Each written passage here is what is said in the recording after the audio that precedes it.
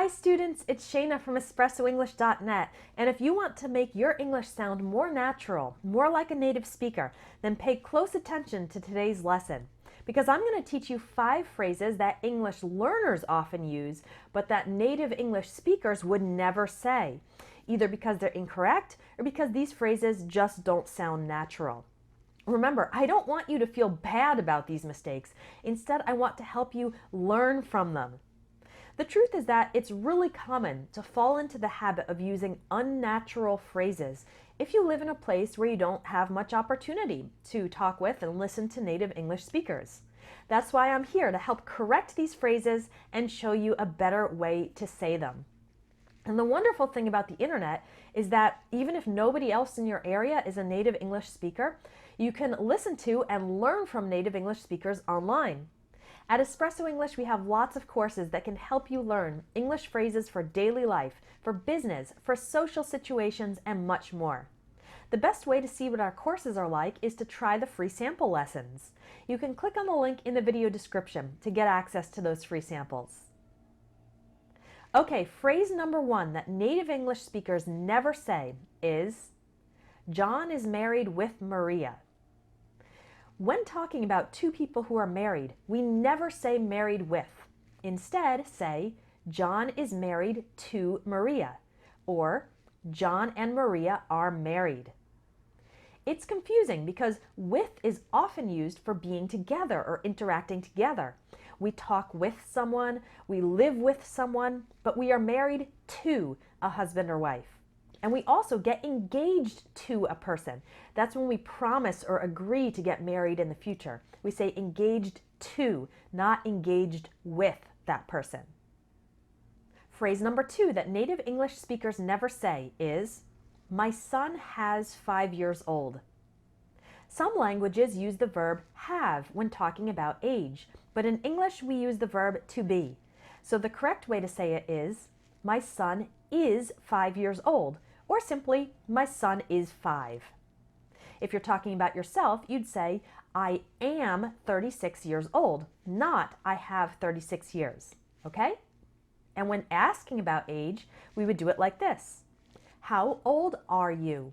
How old is he? Or how old is she? How old are they? Again, we use a form of the verb to be, never have.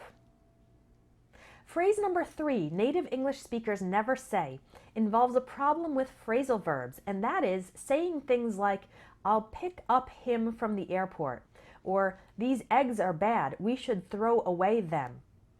Let me try to explain this simply. When the phrasal verb has an object, meaning something that receives the action, if we use the object's name, then we can say it 2 ways. We can say, I'll pick John up, or I'll pick up John. We should throw these eggs away, or we should throw away these eggs. However, if we use a pronoun that's a word like him, her, you, it, us, or them, then the pronoun must go in the middle. So we have to say, I'll pick him up. We should throw them away. The pronoun him and them goes in the middle of the phrasal verb, not at the end. Let's move on to phrase number 4, which is, I like very much your lessons.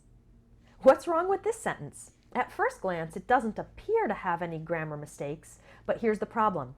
When we have a verb, in this case like, and a direct object, in this case your lessons, we typically avoid putting anything in between the verb and its object. So a few better ways to say this are, I like your lessons very much, or I really like your lessons. Another example would be, I brushed quickly my teeth. It sounds unnatural to have a word, quickly, in the middle between the verb and its object. So we should say, I quickly brushed my teeth, or I brushed my teeth quickly. Finally, phrase number 5 is an answer to a question. When someone asks a question like, do you like pizza? And an English learner might answer, yes, I like. This is not correct. It's not natural. The right way to say it is, yes, I do, or no, I don't. When someone asks you a yes or no question with do, then the short answer always uses do or don't.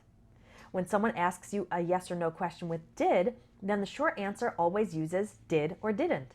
So an example with did, asking a question about the past, would be this. Did you have lunch? Yes, I did. Or no, I didn't. Don't say, yes, I had. As you can see from these examples, these are not major serious mistakes.